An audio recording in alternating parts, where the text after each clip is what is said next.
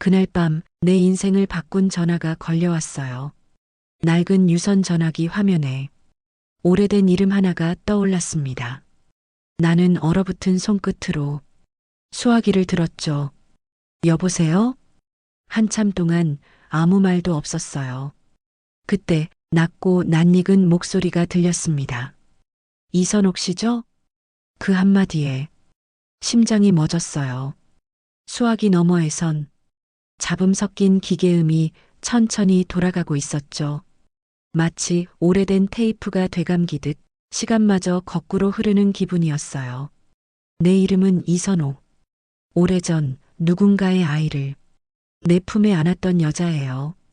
그리고 그날 이후로 나는 그 아이의 이름으로 살아왔죠. 그런데 이제 잊혔다고 믿었던 그 이름이 다시 나를 부르고 있어요.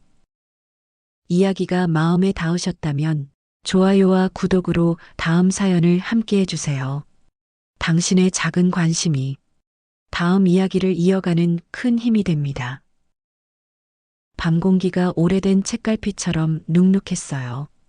거실 시계는 유난히 큰 소리로 초를 잘랐죠. 탁상 위 유선 전화기, 누렇게 바랜 키패드의 불빛이 부지런히 깜빡였어요. 평소엔 죽은 듯 조용하던 전화가 그날따라 이상하게 숨을 쉬는 것 같았죠. 손끝이 닿자 먼지가 일었어요. 전등갓 아래로 떨어진 입자들이 공기 속에서 천천히 흩어졌죠. 그 작은 움직임조차 이상하게 마음을 흔들었어요. 그때 전화벨이 울렸어요. 한 번, 두 번, 세 번. 낮고 깊은 울림이 가슴뼈를 두드렸죠. 마치 오래된 이름 하나를 다시 불러내듯이요. 여보세요. 숨을 고르고 조심스레 받았어요. 수화기 너머로는 오래된 테이프를 되감는 듯한 소리가 흘렀어요. 이어서 쉰 기침, 그리고 낮게 눌러 꺼낸 한 문장. 그 애한텐 절대 말하지 마. 그날 일이 다시 드러나면 다 무너져. 순간 숨이 멎었어요. 가슴 안쪽이 얼음물에 잠긴 듯 식어갔죠. 그 목소리 너무 익숙했어요. 내 과거를 알고 내 이름까지 알고 있는 사람. 하지만 지금 이 집의 공기는 그 이름을 견딜 준비가 되어 있지 않았어요. 다시는 전화하지 마요. 입으로는 내뱉었지만 마음은 그 말을 붙잡고 있었어요. 툭! 통화가 끊기는 소리가 집안을 울렸어요. 벽지의 꽃무늬가 흔들리는 것 같았죠. 나는 아무 말 없이 수화기를 내려놓고 창문 틈에 끼워둔 낡은 수건을 다시 밀어 넣었어요. 바람이 사람 목소리처럼 들릴 때가 있죠. 그걸 막아두면 세상 소리가 조금 늦게 들어와요. 그때였어요. 방문 밑으로 그림자 하나가 길게 드리워졌어요. 슬리퍼 밑창이 마룻바닥에 댕강 붙었다 떨어지는 그 소리. 그 짧은 리듬에 심장이 덜컥했죠. 지연이니? 대답이 없었어요. 예의 바른 아이답게 잠시 멈췄다가 조용히 발길을 돌렸죠. 아무 일도 없었던 것처럼. 하지만 그 침묵은 벽을 타고 천천히 번져갔어요. 전등을 끄고 어둠 속에 앉았어요. 눈이 어둠에 익자 집의 윤곽이 드러났어요. 식탁 위 흰 사발, 달력에 빨간 동그라미, 손때 묻은 주전자, 그리고 벽에 흑백 사진. 남편이 살아있던 시절, 아들 민수가 돌잔치에서 걸음을 떼던 사진이었죠.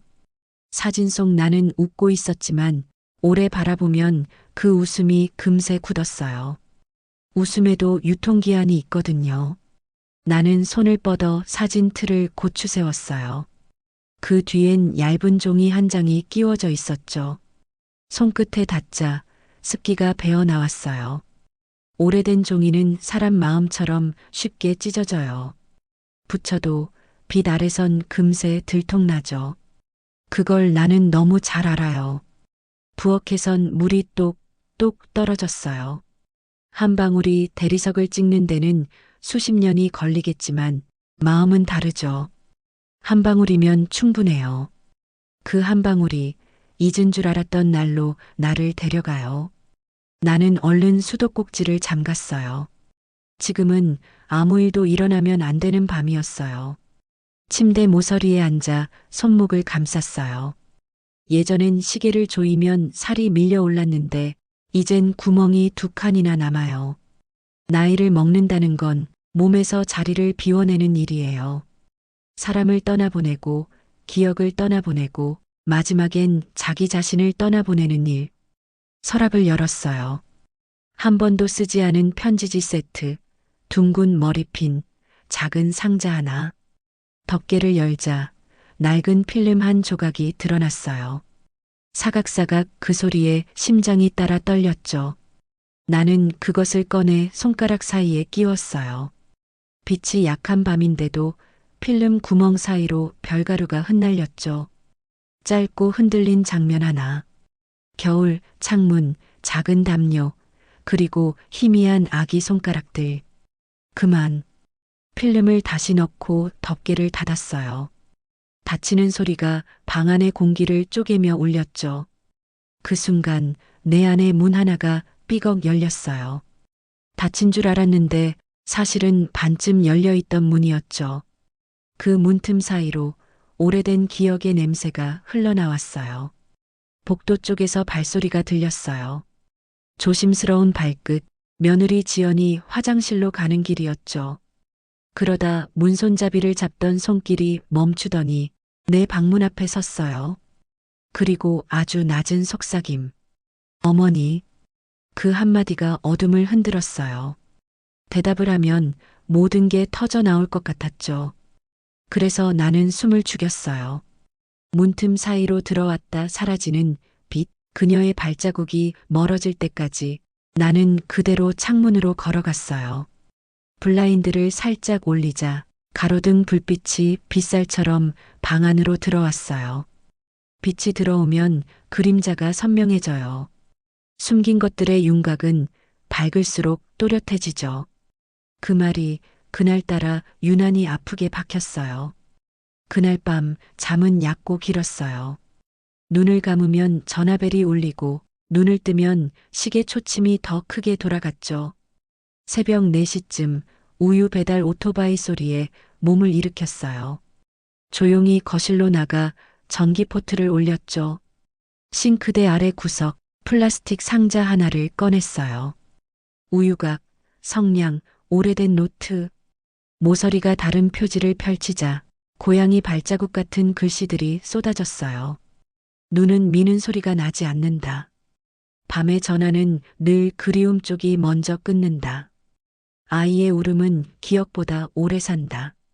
그중 한 줄 앞에서 손가락이 멈췄어요. 그날 내 이름으로 누군가가 태어났다. 차를 우리며 그 문장을 오래 바라봤어요. 내 이름으로 누군가를 살려야 했던 날이 있었죠. 누군가는 떠나고 누군가는 남아요. 남는 사람은 때로 죄인이 되죠. 베란다 쪽에서 바람이 들어왔어요. 도시 한복판인데도 바다 냄새가 났죠. 아마 내 마음이 그 냄새를 불러온 거예요. 나는 빨랫대를 잡고 동쪽 하늘을 바라봤어요. 아직 해는 뜨지 않았지만 새소리가 들렸죠. 무릎이 시큰거려 벽에 등을 기댔어요. 그때 방문이 살짝 열렸어요. 어머니, 주무셨어요? 지연이었어요. 그 목소리가 바람처럼 방 안에 스며들었어요. 나는 대답하지 않았어요. 다만 오래 숨을 들이쉬었어요. 그날 아침 밥솥김이 유난히 옅게 피어올랐어요. 쌀을 씻던 내 손등 위로 햇살이 스쳤지만 이상하게 따뜻하지 않았죠. 주방 창문에 맺힌 김이 식어가며 안쪽에 내 얼굴을 흐리게 덮었어요. 그 얼굴이 꼭 남의 얼굴 같았어요. 오래된 사진 속 누군가를 보는 것처럼요. 어머니, 된장찌개 끓이실 거죠? 지연이 냉장고 문을 열며 말했어요. 말투는 늘 공손했지만 그 시선은 허락을 구하는 사람 같았죠. 그런 말투를 한 사람은 남편 이후 처음이었어요.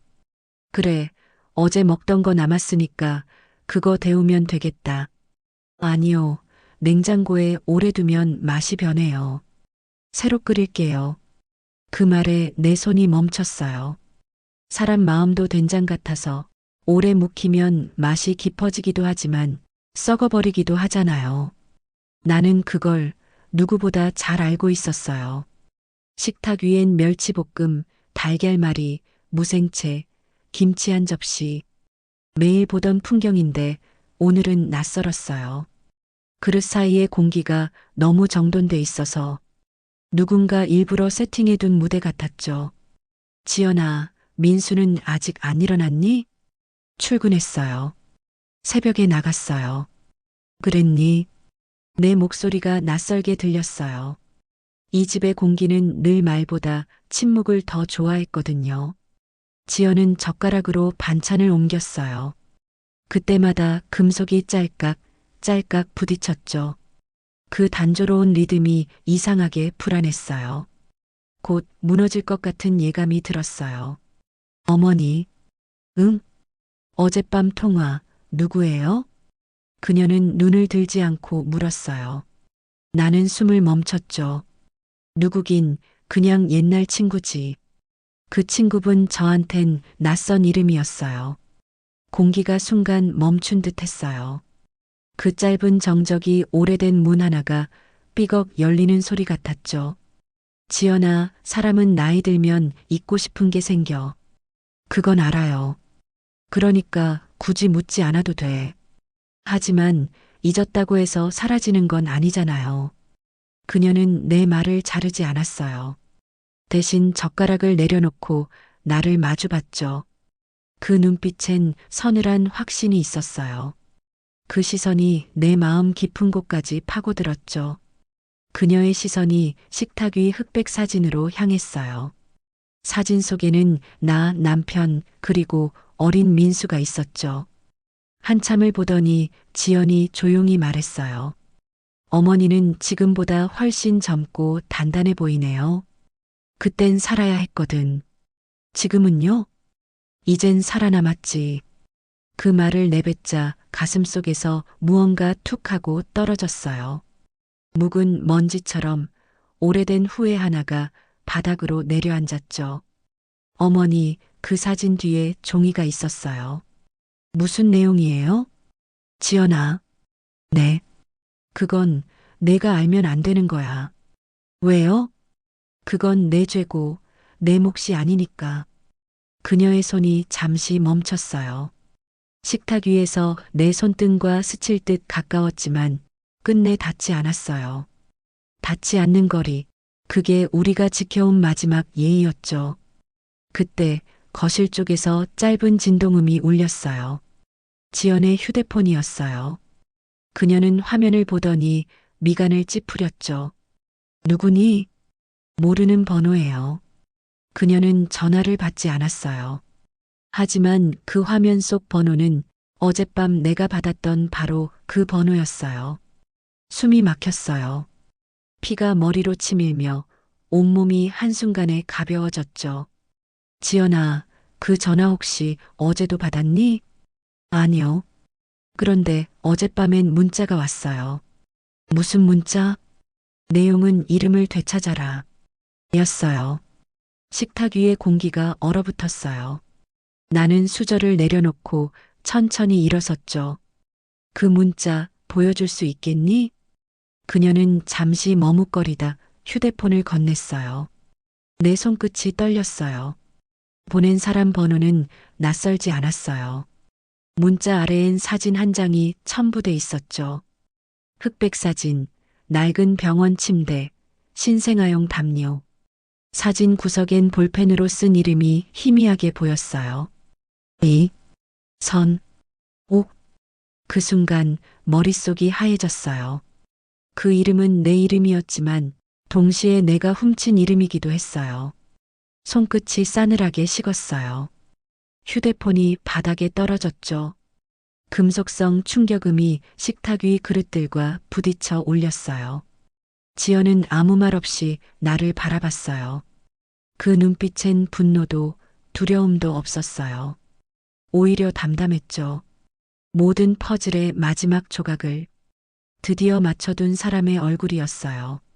어머니, 그녀의 목소리가 낮고 단단했어요. 저 알고 있어요. 그 아이의 이름이 당신 이름이었다는 거. 심장이 2번, 3번 크게 울렸어요. 그 울림이 오래된 창문을 흔들 듯 방 안을 울렸죠. 지연아, 그 얘길 어디서 들었니? 제가 찾았어요. 어머니가 숨기신 병원 서류, 사진, 그리고 필름. 필름? 그 안에 담요 속 아기가 있었어요. 그리고 그 사진 밑에 적힌 이름이 이선호. 그런데 출생 기록엔 다른 이름이 있었어요. 지연. 그리고 시각 새벽 4시 3분. 민수 씨의 출생 증명서에도 그 시간이 있었어요. 그녀의 마지막 말이 내 귀에 오래 남았어요. 지연. 그 이름이 그녀의 입술에서 떨어지는 순간 나는 알았어요. 내가 지켜온 비밀은 이미 내 곁에 서 있었던 거예요. 지연이 나간 뒤 집안엔 이상한 정적이 흘렀어요. 냉장고 모터 돌아가는 소리, 시계 초침이 톡톡 옮겨지는 소리, 창문 틈으로 스며드는 바람까지 그 모든 소리가 마치 내 심장 안쪽에서 새어나오는 숨 같았죠. 나는 천천히 거실로 나와 벽에 걸린 흑백 사진 앞에 섰어요. 사진 속 아기 민수였을까요? 아니면 그날 내 품에 안겼던 이름조차 부르지 못한 그 아이였을까요? 빛이 오래 닿은 자리에선 색이 사라지고 색이 사라진 자리에만 시간이 남아요. 그 시간을 바라보는 일이 이렇게 두려운 일이라는 걸 그땐 몰랐어요. 사진 틀을 떼어내자 뒷면에 낡은 종이 한 장이 붙어 있었어요. 노랗게 바랜 종이, 다른 모서리. 손끝으로 스치면 금세 부서질 것 같았죠. 종이 끝에는 희미한 글씨가 남아 있었어요. 이선옥 출생 확인. 1980년 3월 2일. 그건 내 이름이었어요. 그 이름으로 내가 살았고 그 이름으로 누군가는 사라졌죠. 나는 의자에 앉아 2손으로 얼굴을 감쌌어요. 숨을 크게 들이쉬자 오래된 병원의 냄새가 코끝을 스쳤어요. 소독약, 젖은 천, 그리고 희미한 울음의 냄새. 기억은 언제나 냄새를 타고 되살아나요. 그의 겨울이었어요. 병원 창문 틈으로 눈이 스며들던 날, 나는 침대 곁에 서서 한 아이를 내려다보고 있었어요. 작고 연약한 아이, 아직 이름도 없던 생명. 그 아이의 울음은 세상이 아직 끝나지 않았다는 증거처럼 작고 또렷했죠. 이 선생님, 어쩌시겠어요? 간호사가 조심스레 물었어요. 아이 아버지는 오시지 않아요? 나는 고개를 저었어요. 그 사람은 이미 다른 여자의 곁에 있었고 나는 그 사실을 그날 처음으로 받아들였죠. 그제야 손끝이 얼음처럼 식었어요.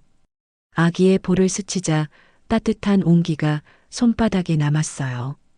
그 온기가 나를 살게 했지만 동시에 죄가 되었죠. 이름을 적으셔야 해요. 간호사가 종이를 내밀었어요. 나는 한참을 망설이다가 볼펜을 들어 이선옥이라 적었어요. 그건 내 이름이었으니까요. 하지만 그건 내 아이의 이름이 아니었어요. 그 이름은 곧 그 아이의 보호막이 되었죠. 그날 밤 병원 복도를 나서는데 누군가 나를 불렀어요. 낡은 코트를 입은 여인이었어요. 손에는 오래된 수첩이 들려 있었죠. 그녀의 시선이 내 품으로 향했습니다. 혹시 그 아기 양도하실 생각 있으세요? 그 목소리는 떨리고 있었어요. 무슨 말씀이시죠? 저희는 아이를 낳지 못해서요. 어떤 사정이든 괜찮아요. 그 아이 우리가 키울 수 있다면. 나는 아무 말도 하지 않았습니다. 품속의 아이가 살짝 몸을 움직이며 작은 신음을 냈어요. 그 울음 한 조각이 내 심장을 쳤죠. 그녀는 한 발 다가섰다가 다시 물러났습니다. 미안합니다. 그냥 너무 예뻐서요. 그 말과 함께 그녀는 돌아섰습니다. 복도 끝으로 사라지는 그림자만 남았어요. 그때 나는 알았습니다. 세상에는 아이를 낳지 못한 사람보다 아이를 버리지 못하는 사람이 더 아프다는 거리요. 그날 밤 나는 아이를 품에 안고 눈 내리는 길을 걸었어요. 눈이 허리까지 쌓인 골목, 하얀 세상 속에서 나는 길을 잃었어요. 아니, 어쩌면 스스로 잃은 걸지도 몰라요. 아이를 품고 있으면 세상과 내가 이어져 있는 기분이 들었으니까요. 새벽녘 병원 쪽에서 구급차 사이렌이 울렸어요. 나는 돌아보지 않았어요. 그 길을 다시 보면 더 이상 앞으로 걸을 수 없을 것 같았거든요. 다음 날 신문 한 귀퉁이에 짧은 기사가 실렸어요. 청송의료원 산모 사망. 신원 미상, 아이는 행방불명. 그 기사를 읽으며 나는 숨을 삼켰어요. 산모 사망. 그 단어가 마치 나를 부르는 것 같았죠. 그날부터 나는 내 이름을 죽이고 살았어요. 이선옥. 나는 그 이름을 천천히 되뇌었어요. 그 이름으로 살았지만 그 이름의 주인은 따로 있었죠. 정미라의 아이는 세상에 남았고 나는 그 아이의 이름을 훔쳐 살았어요. 지연이 태어나던 날 나는 다시 그 병원에 있었어요. 의사가 물었어요. 이름은요? 나는 대답했죠. 이선옥. 그렇게 모든 건 원점으로 돌아왔어요. 지금 내 앞에 지연은 그날 내 품에 안겼던 그 아기일지도 몰라요. 아니면 정미라의 아이일 수도 있겠죠. 그 둘은 같은 얼굴을 하고 있었어요. 나는 사진을 들었어요. 사진 속 아이의 눈동자가 나를 바라보고 있었어요. 세월이 빛을 지워도 눈동자만은 남아요. 그 눈 속엔 질문이 하나 있었어요. 당신은 누구입니까? 나는 그 질문에 대답할 수 없었어요. 대답하는 순간 내가 되어버린 거짓이 무너질 테니까요. 하지만 언젠가는 그 아이에게 말해야 할지도 몰라요. 나는 너의 어머니가 아니지만 너를 버리지도 않았다고. 그 말이 이름 없는 용서의 시작이 될 수 있을까요? 나는 사진을 다시 벽에 걸며 속삭였어요. 미라야, 너의 아이는 아직 내 곁에 있어. 그리고 그 순간 내 귓가에 전화벨이 울렸어요. 이번엔 환청이 아니었어요.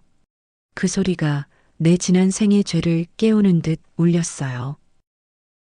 그날 저녁 하늘이 이상하게 낮게 깔렸어요. 구름이 천장처럼 내려앉아 세상이 나를 눌러오는 것 같았죠. 지연은 퇴근하고 돌아와도 아무 말이 없었어요. 평소엔 오늘은 좀 피곤하네요. 하며 웃던 애였는데 그날은 신발 벗는 소리조차 조용했죠. 저녁 먹었니? 아니요. 배가 별로 고프지 않아요. 그녀는 코트를 벗어 걸고 곧장 방으로 들어갔어요.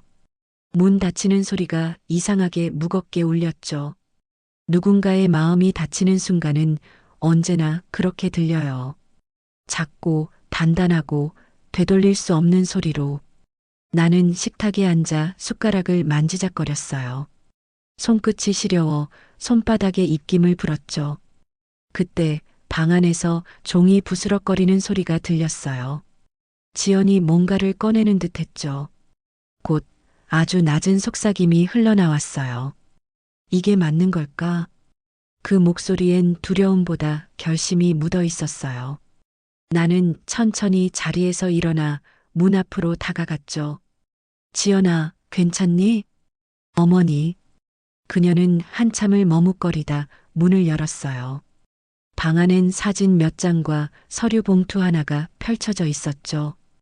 이건 뭐니? 어머니, 이제는 말씀드려야 할 것 같아요. 그녀는 봉투 안에서 낡은 종이를 꺼냈어요. 병원 로고가 희미하게 인쇄된 출생기록지였죠. 나는 그 종이를 보는 순간 손끝이 떨렸어요. 숨이 목구멍에 걸려 올라오지 않았죠. 이 서류, 병원 기록실에서 찾았어요. 어머니 이름으로 출생신고된 아이가 둘이에요. 뭐라고? 하나는 아버님이 돌아가시기 전에 등록된 민수 오빠. 그리고 또 하나는 10년 전 병원에서 사라진 기록이에요. 그녀의 말이 끝나자 공기가 멎었어요. 나는 아무 말도 할 수 없었죠. 그녀의 눈빛엔 이미 모든 걸 알고 있는 사람의 확신이 깃들어 있었어요. 그 이름은 지연. 제 이름이었어요. 그녀의 목소리는 단단하고 조용했어요. 어머니, 제 이름은 본래 어머니의 기록에서 나왔어요. 그 순간 벽이 천천히 내 쪽으로 밀려오는 것 같았어요. 그게 무슨 소리니? 저 어머니께 입양된 거예요. 어머니가 제 친엄마가 아니라는 사실을 저는 알고 있었어요. 그녀의 입에서 입양이라는 단어가 떨어졌을 때 심장이 이상하게 편안해졌어요. 오랫동안 닫아둔 문이 스스로 열리는 소리 같았죠. 하지만 그 다음 말은 칼날처럼 귀를 베었어요. 근데요, 이상했어요. 왜 제 이름이 어머니 이름 밑에서 시작됐는지, 그리고 왜 아버님은 돌아가시기 전날 저를 따로 불러서 그랬는지, 뭐라고 하셨는데, 지연은 잠시 침묵하다가 낮게 웃었어요. 그 웃음엔 슬픔과 이해가 섞인 오래된 체념이 묻어 있었죠. 너는 엄마를 너무 닮았다. 그 말이 무슨 뜻인지 이제 알 것 같아요. 나는 자리를 박차고 일어났어요. 지연아, 그만하자. 지금은 늦었어. 늦은 건 어머니가 아니에요. 진실이 늦은 거예요. 그녀는 내 앞에 종이 한 장을 내밀었어요. 사진이었죠. 흑백 사진, 병원 창가, 그리고 한 여자가 아기를 안고 있었어요. 그 여자의 얼굴 젊은 나였죠. 나는 사진을 쥔 채 무릎이 풀렸어요. 이 사진 어디서 구했니? 그날 밤 어머니가 태우려던 필름. 쓰레기통 속에서 찾았어요. 순간 오래된 기억이 번개처럼 스쳤어요. 10여 년 전 누군가 방문을 두드리던 밤. 나는 필름을 태우려다 불이 꺼졌고 그 잿더미 속에 남은 한 조각이 있었죠. 지연이 그걸 찾아낸 거였어요. 그녀는 내 앞에 앉으며 조용히 물었어요. 어머니, 왜 숨기셨어요? 그 아이가 누구인지, 왜 이름을 두 개나 가진 건지. 나는 눈을 감았어요. 심장이 천천히 가라앉는 소리가 들렸죠. 그 아이는 나였어. 네. 그날 태어난 아이는 나의 과거였고 너의 시작이었어. 지연의 얼굴이 굳었어요. 그녀의 눈동자가 흔들렸죠. 나는 오래 침묵했어요. 내가 그 이름을 지켜야 했던 이유가 있어. 그건 죄이자 약속이었어. 누구와의 약속이었어요? 나는 천천히 고개를 들었어요. 내 친어머니 정미라. 그 이름이 입에서 떨어지는 순간 공기가 한 번에 뒤집혔어요. 지연의 손이 떨렸고 눈이 커졌죠. 정미라, 그 이름을 어떻게 해? 그 사람은 내 친구였어. 그리고 나 대신 죽은 여자야. 그녀는 아무 말도 하지 않았어요. 입술을 꾹 다문 채 눈을 내리깔았죠. 그날 병원에서 불이 났었어. 의료사고로 아이들이 뒤바뀌었지. 난 그때 도망쳤어. 말끝이 흐르자 눈물이 천천히 흘러내렸어요. 나는 그 아이를 품었고 그 아이는 나를 어머니라 불렀어. 그래서 나는 평생 그 죄를 안고 살았지. 지연이 고개를 들었어요. 그녀의 눈동자가 젖어 있었죠. 그럼 저는 그 친구의 아이였어요? 나는 고개를 끄덕였어요. 그랬다. 그녀는 자리에서 천천히 일어나 식탁 위에 찻잔을 들어 올렸어요. 그 손이 조금씩 떨리고 있었어요. 어머니, 그럼 왜 저를 키우셨어요? 죄책감 때문이었어요? 아니면 사랑이었어요? 그 질문에 나는 대답하지 못했어요. 죄와 사랑은 멀리서 보면 참 닮아 있거든요. 둘 다 마음을 태우고 끝내 남는 건 제뿐이니까요. 지연아, 이제 알아야겠어요. 그날 누가 불을 냈는지. 그녀의 눈빛이 매서워졌어요. 나는 입술을 달싹였지만 그 말은 목구멍에서 걸려 나오지 않았어요. 지연은 내 얼굴을 바라보며 마지막으로 말했어요. 어머니, 저 그날 밤 병원에 있었어요. 아직 다 기억나요. 그 말이 떨어지는 순간 공기가 찢어지는 듯 조용해졌어요. 시간이 멈춘 듯 우리 사이엔 숨소리만이 남아 있었죠. 그날 밤은 유난히 조용했어요. 창문을 닫았는데도 바람이 새어 들어왔죠. 아니, 바람이 아니라 집안 어딘가가 금이 가고 있었는지도 몰라요. 식탁 위에는 식지 않은 국이 남아 있었고 그 옆엔 지연이 두고 간 병원 서류가 놓여 있었어요. 나는 그 종이를 손끝으로 천천히 문지르며 중얼거렸죠. 새벽 4시 그날 시계가 멈췄던 그 시간. 그 숫자가 내 가슴을 찔렀어요. 그때 현관문이 열렸어요. 민수였죠. 늦은 퇴근길 코트를 벗으며 말했어요. 엄마, 저녁은 드셨어요? 그보다 먼저 얘기 좀 하자. 그는 고개를 갸웃했어요. 왜요? 지연이랑 무슨 얘기했니? 민수는 한숨을 내쉬며 의자에 앉았어요. 그 사람 많이 힘들어했어요. 엄마한테 말 못한 게 있었대요. 말 못한 게 아니라 말하지 말았어야 하는 거야. 내가 단호하게 말하자 민수는 눈을 피했어요. 그 피하는 눈빛이 오히려 더 잔인하게 느껴졌어요. 내가 낳은 아이의 눈에서 처음으로 낯선 그림자를 본 순간이었죠. 엄마, 이제 그만 숨기세요. 뭘 숨긴단 말이냐? 그날 병원에서 무슨 일이 있었는지, 그리고 왜 우리 가족 서류에 이름이 2개나 있는지, 그 말에 심장이 쿵 크게 울렸어요. 피가 한순간에 식어버렸죠. 지연이 내게 다 말했구나. 엄마, 진실을 말할 때가 됐어요. 민수야, 진실이란 건 때로 가족을 죽여. 거짓은 이미 가족을 죽였어요. 그의 목소리가 커졌어요. 그 한마디가 내 가슴을 깊이 찔렀죠. 평생 들어온 어떤 비난보다 그 말 하나가 더 아프게 박혔어요. 엄마는 항상 자기 방식으로 옳았죠. 아빠가 돌아가셨을 때도 모든 걸 혼자 결정했잖아요. 하지만 이제 그건 가족을 지키는 게 아니라 무너뜨리는 거예요. 그 말이 끝나자 방 안의 공기가 멈췄어요. 민수야, 너까지 나를 의심하는 거니? 그는 대답하지 않았어요. 고개를 숙인 채 2손을 꽉 쥐고 있었죠. 지연이가 그랬어요. 어머니가 제 어머니를 대신해 살았다고. 그럼 그건 사실이에요? 나는 대답 대신 벽을 바라봤어요. 벽에 걸린 가족 사진. 그 속의 웃음들이 다 허상처럼 느껴졌어요. 그 웃음 아래 내가 숨긴 인생이 깔려 있었으니까요. 엄마, 민수의 목소리가 떨렸어요. 제 어머니가 진짜 누군지 알고 계셨잖아요. 그 말에 눈물이 터졌어요.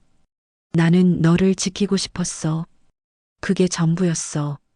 하지만 그걸로 누군가의 인생을 빼앗은 거잖아요. 그의 말 한마디 한마디가 망치처럼 내 가슴을 쳤어요. 나는 숨을 몰아쉬었죠. 민수야, 나는 죄를 지었어. 하지만 그 죄는 너를 살리기 위한 거였어. 그럼 지연은요? 그 아이는 나의 또 다른 벌이야. 그때 민수가 자리에서 일어났어요. 엄마, 그 아이는 벌이 아니에요. 지금은 제 아내예요. 그 말에 나는 멍해졌어요. 시간이 잠시 멈춘 듯 했죠. 무슨 뜻이야? 그녀를 벌처럼 생각하지 말아요. 그 사람은 제 삶의 일부예요. 그는 방으로 들어가 문을 닫았어요. 그 소리가 내 심장 밑바닥에서 문이 잠기는 소리처럼 들렸어요. 그 한 번의 찰칵이 내 안의 공기를 완전히 바꿔놨죠. 나는 홀로 남은 식탁을 바라봤어요.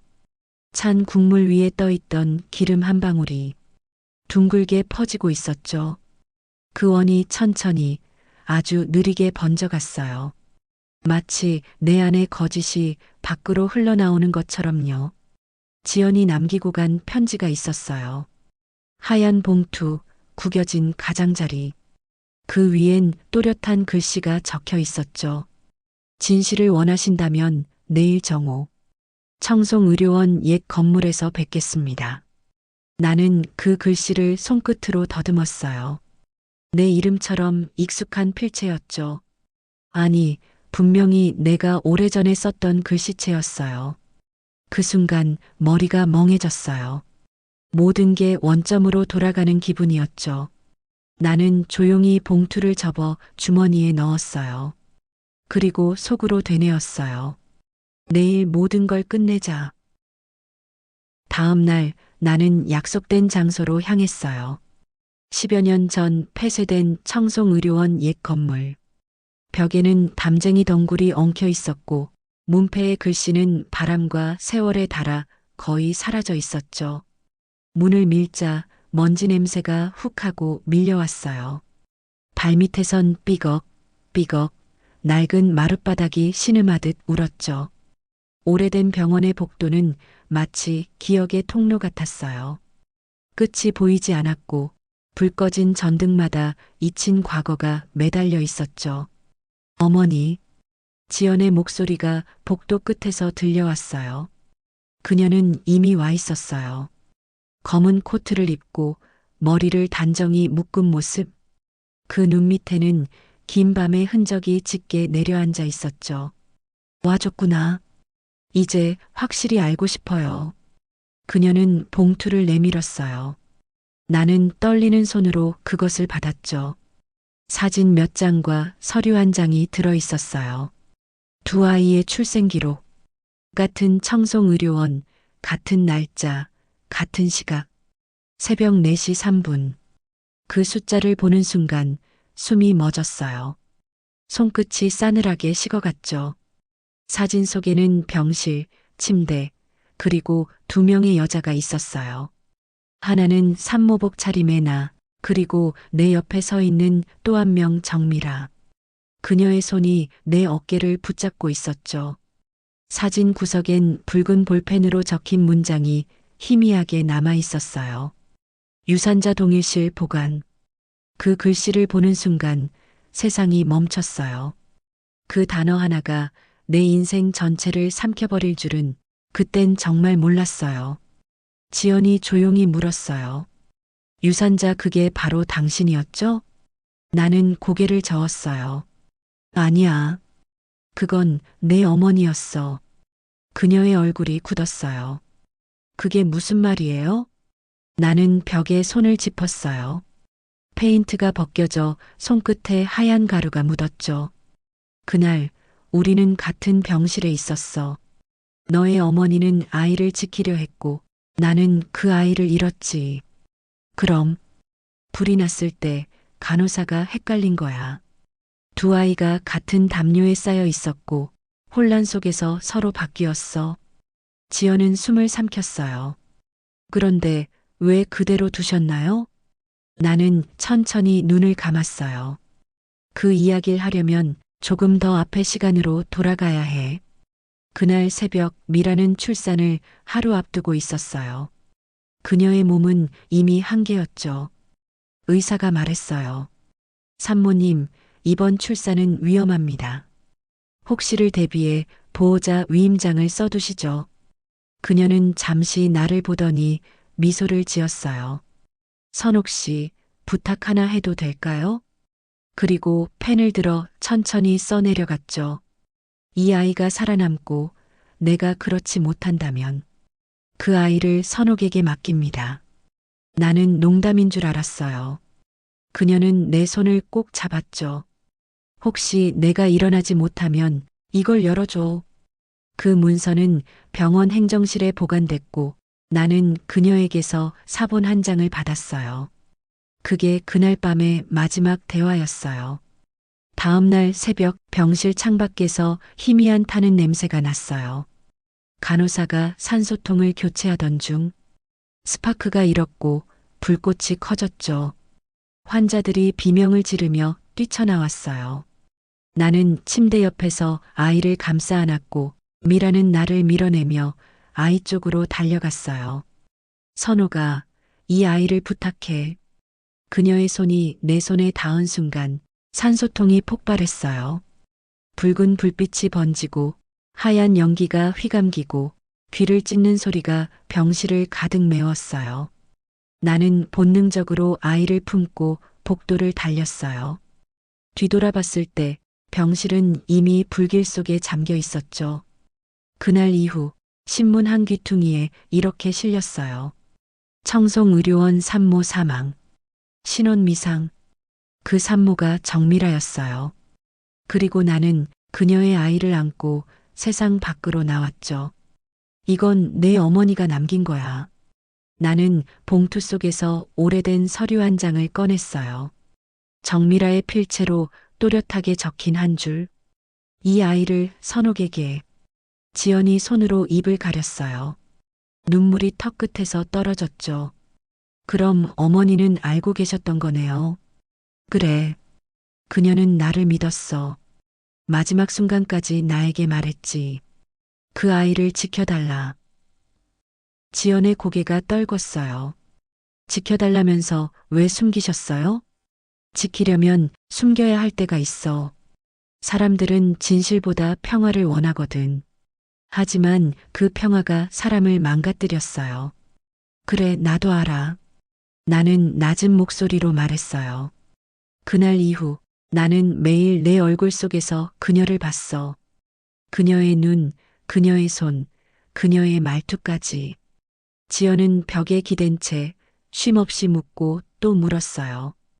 그럼 아버님은요? 아버님은 그 사실을 아셨나요? 나는 잠시 숨을 골랐어요. 아버지는 너희 결혼식 무렵엔 이미 모든 걸 알고 있었지. 그날 식장에서도 나를 보는 눈빛이 달랐어. 아무 말은 하지 않았지만 다 알고 있었어. 나는 그때의 장면이 떠올랐어요. 하객들의 박수 속에서 그는 묵묵히 손을 모으고 있었죠.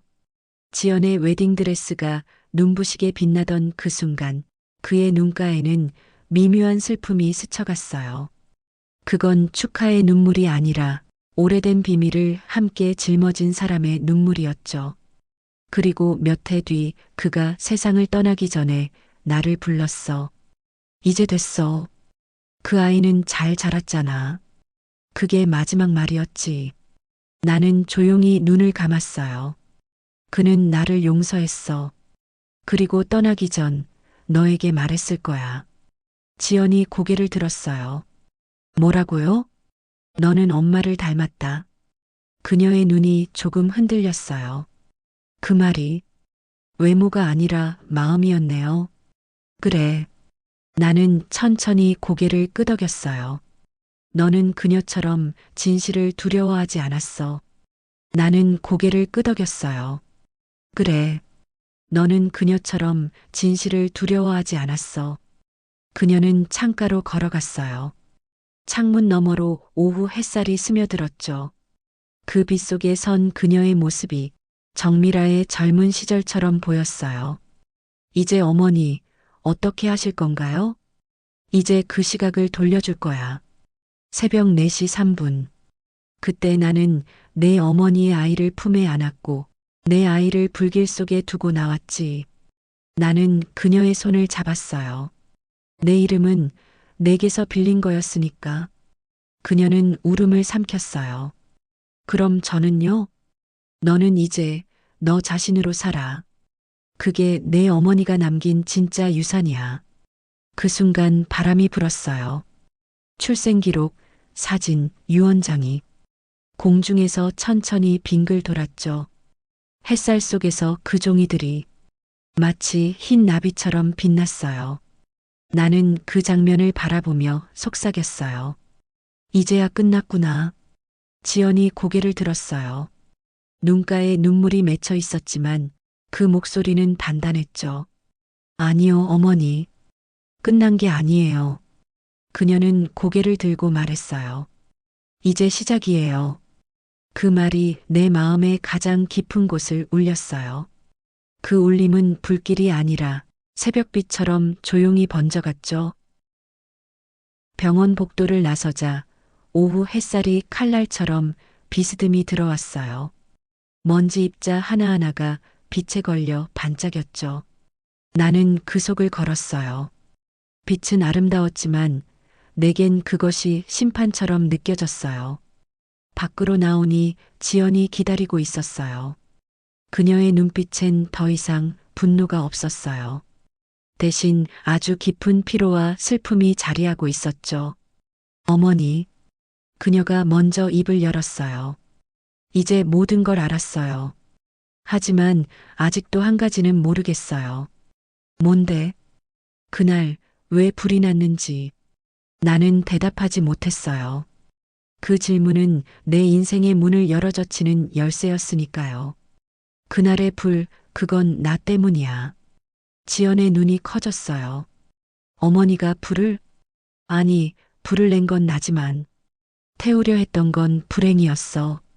나는 벤치에 앉아 손을 무릎 위에 올렸어요. 손등의 핏줄이 햇빛에 드러났고 그 위로 세월이 한 겹 한 겹 쌓여 있었죠. 그날 밤 미라가 나를 불렀어. 선우가, 이 아이는 내가 데리고 가줘. 그녀는 이미 몸이 많이 약해져 있었지. 그리고 나를 바라보며 말했어. 내가 죽으면 이 아이는 기록에서 사라질 거야. 그 아이를 지키려면 이름을 바꿔야 해. 그녀는 내 손에 서류를 쥐어줬어. 출생신고서와 병원 기록, 그리고 유언장을. 그때 나는 깨달았지. 그녀가 자신을 대신할 이름을 찾고 있었다는 걸. 그녀는 아이를 살리고 자신은 세상에서 사라지려 했어. 나는 잠시 숨을 골랐어요. 목 안쪽이 타들어갔죠. 하지만 불이 났어. 간호사가 놀라서 산소통을 떨어뜨렸고 순식간에 병실이 불길에 휩싸였어. 그녀는 나를 밀어내고 아이를 덮었지. 나는 도망쳤어. 지연의 눈에 눈물이 차올랐어요. 그럼 어머니는 살기 위해 나를 두고 간 거예요? 아니야. 나는 널 두고 간 게 아니라 그녀를 남기고 온 거야. 그게 무슨 뜻이에요? 그녀가 아이를 덮은 순간 그녀는 이미 죽음을 택했어. 나는 그녀의 아이를 안고 나왔지. 그 아이가 너였어. 나는 고개를 들었어요. 그때 불길 속에서 나는 내 이름을 잃고 그녀의 아이를 얻었어. 그게 내 벌이었어. 지연은 손으로 입을 가렸어요. 그래서 평생 제게 아무 말도 안 하신 거예요? 그렇지. 진실은 그 아이에게는 짐이니까. 하지만 어머니, 진실이 짐이 되기도 하지만 거짓은 감옥이 돼요. 그 말이 내 심장을 찔렀어요. 나는 그녀를 바라봤죠. 너는 정말 그녀의 딸이구나. 그녀처럼 옳은 말을 하는 아이야. 바람이 불었어요. 창문이 덜컥거리며 닫히더니 낡은 커튼이 천천히 펄럭였죠. 지연아. 네. 이젠 너를 놓아줘야겠어. 놓는다니요? 이제부터 넌 나를 어머니라 부르지 마. 그 이름은 미라에게 돌려줘야 해. 그녀는 눈을 감았어요. 싫어요. 어머니는 제 어머니예요. 피로가 아니라 마음으로. 그 순간 나는 울음이 터졌어요. 10년도 더 참았던 울음이 폐를 뒤집어 엎듯 솟구쳤죠. 그 울음엔 용서도 슬픔도 안도도 다 섞여 있었어요. 미안하다. 미라야, 그리고 너도. 지연이 내 어깨에 손을 얹었어요. 그 손이 따뜻했죠. 그녀는 울면서도 미소를 지었어요. 이제 정말 엄마네요. 그 말이 내 귀에 들어오자 모든 소리가 사라졌어요. 바람도, 시계 초침도, 세상의 소음도. 그 순간 나는 비로소 어머니가 되었어요. 집으로 돌아오는 길, 노을이 낮게 깔려 있었어요. 햇빛이 기울자 그림자가 길어졌고 그 길 위를 나는 천천히 걸었죠. 숨기던 것들은 저녁 무렵이 되면 결국 제 모습을 드러내기 마련이에요. 현관문을 열자 거실 불빛이 나를 맞았어요. 민수와 지연이 마주 앉아 있었죠. 식탁 위엔 펜과 종이, 그리고 오래된 봉투 하나. 그 속에는 우리가 살아온 시간들이 눕혀 있었어요. 엄마, 민수가 조용히 불렀어요. 오늘 다녀오셨어요? 그래.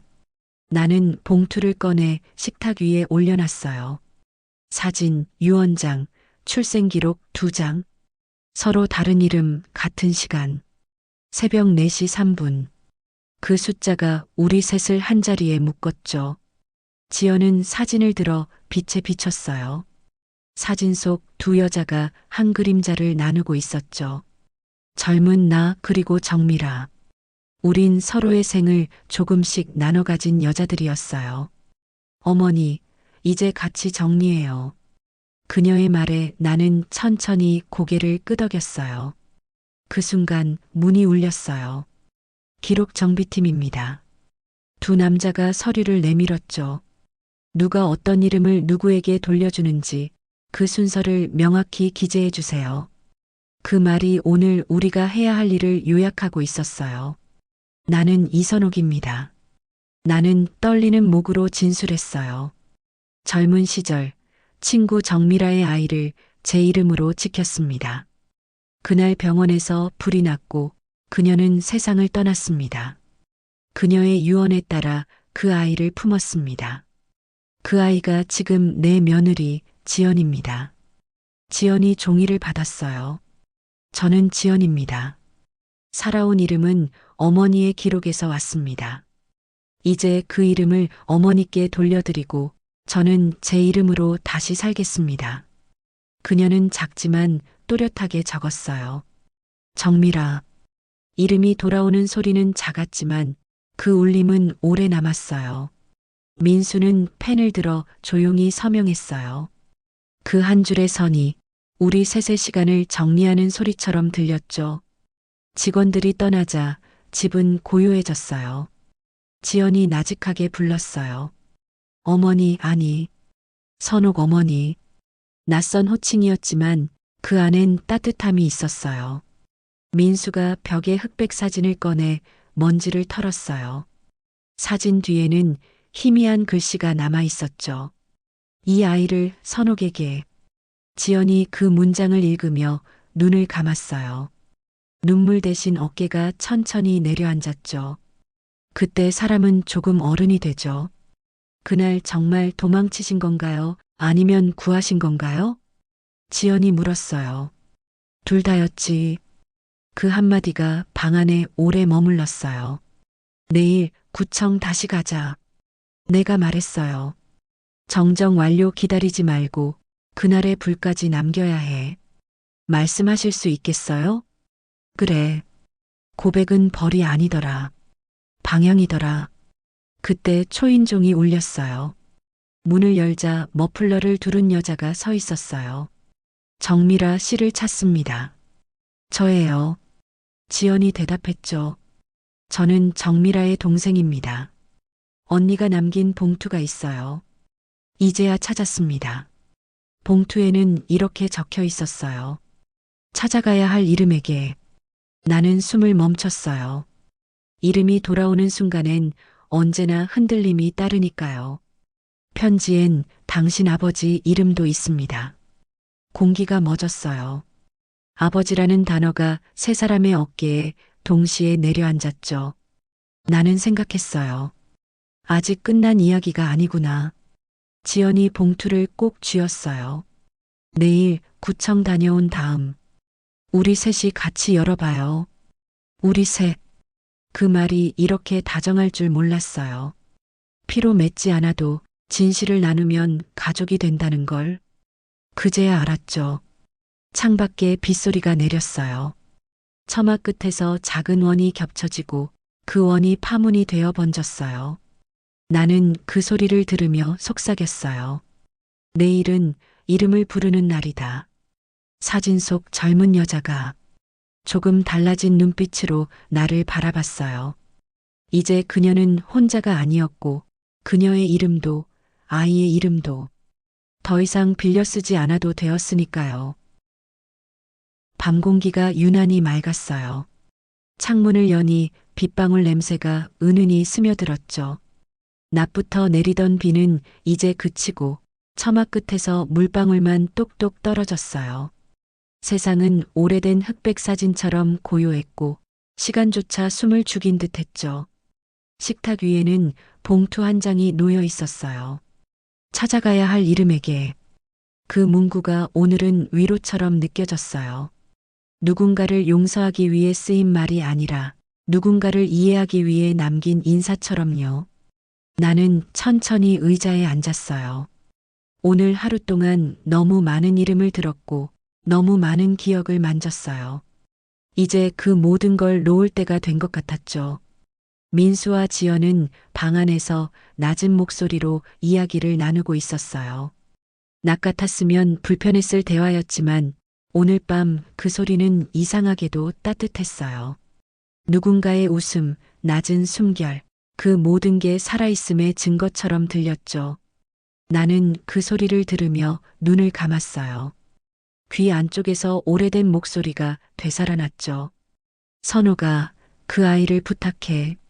정미라의 목소리였어요. 불길 속에서도 떨리지 않던 단호하면서도 따뜻한 음성. 그녀의 마지막 부탁이 결국 오늘 이 밤으로 이어졌구나. 그 생각에 가슴이 서늘하면서도 편안했어요. 시계가 자정을 가리킬 무렵 지연이 조심스레 방에서 나왔어요. 손에는 그 봉투가 들려 있었죠. 그녀는 내 앞에 앉아 말했어요. 이제 열어볼까요? 나는 고개를 천천히 끄덕였어요. 봉투가 찢어지는 소리가 고요를 가르며 울렸어요. 안에는 편지 한 장과 사진 한 장이 들어 있었죠. 사진 속에는 젊은 정미라와 나, 그리고 한 남자가 서 있었어요. 민수의 아버지였죠. 숨이 막혔어요. 지연이 편지를 펼쳤어요. 빛바랜 종이 위에 미라의 글씨가 또렷이 남아 있었죠. 이 글을 읽는 이가 누구이든 내가 남긴 건 원망이 아니라 바람입니다. 선옥이는 나보다 강한 여자입니다. 내가 지키지 못한 생명을 끝까지 지켜줄 사람은 세상에서 그녀뿐이라 믿습니다. 그리고 당신, 우리의 선택이 누군가를 죽이더라도 언젠가 누군가를 살릴 거라 믿어요. 그 문장을 읽는 순간 내 안의 죄책감이 서서히 녹아내렸어요. 용서를 받은 게 아니라 그 죄가 내 삶의 이유였음을 알게 되었죠. 무게가 아니라 의미로 바뀐 순간이었어요. 지연이 고개를 들어 말했어요. 어머니, 이제야 조금 알 것 같아요. 왜 그렇게 조용히 사셨는지요. 미안하다. 너희에게 침묵이 상처가 될 줄 몰랐구나. 아니에요. 이제는 이해돼요. 사람은 때로 말보다 기다림으로 사랑을 보여주잖아요. 그 말에 나는 웃었어요. 눈물이 맺히려다 대신 미소가 먼저 흘렀죠. 오래 묵은 슬픔은 결국 눈물이 아니라 미소로 흘러나오는 법이더군요. 민수가 거실로 나왔어요. 손에는 차 두 잔이 들려 있었죠. 엄마, 이 차 기억하세요? 아빠가 자주 끓여주시던 거예요. 국화와 대추 향이 은은히 퍼졌어요. 그 향 속에서 아버지의 웃음이 들리는 듯 했죠. 나는 찻잔을 들어 올리며 말했어요. 이제야 조금 살 것 같다. 지연이 웃으며 대답했어요. 이제 시작이죠. 차를 다 마신 뒤 나는 창가로 다가갔어요. 달빛이 마당의 대야를 비추고 있었죠. 그 속엔 빗방울이 고여 작은 원을 그리고 있었어요. 그 원이 겹쳐질 때마다 우리 셋의 얼굴이 떠올랐어요. 피는 달라도 마음은 닮은 사람들. 이제 그건 불행이 아니라 우리가 새로 만든 가족의 모양이었죠. 나는 창문을 닫으며 말했어요. 이젠 이름을 잃어도 괜찮다. 그토록 두려워하던 이름이 결국 껍데기에 불과했다는 걸 이제야 깨달았어요. 진실이 우리를 갈라놓았지만 이해가 우리를 다시 이어줬어요.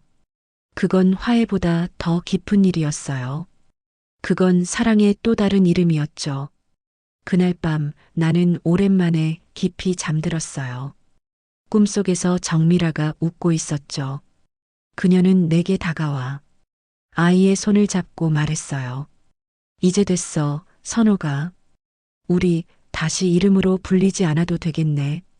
그 목소리가 바람에 실려 사라졌어요. 그 바람이 내 볼을 스쳤죠. 따뜻했어요. 눈을 떴을 때 창밖은 이미 새벽이었어요. 빗방울은 먹고 새들이 첫 울음을 터뜨리고 있었죠. 세상이 다시 시작되고 있었어요. 그리고 그 순간 나는 알았어요. 이름이 사라져도 사랑은 여전히 남는다는 걸.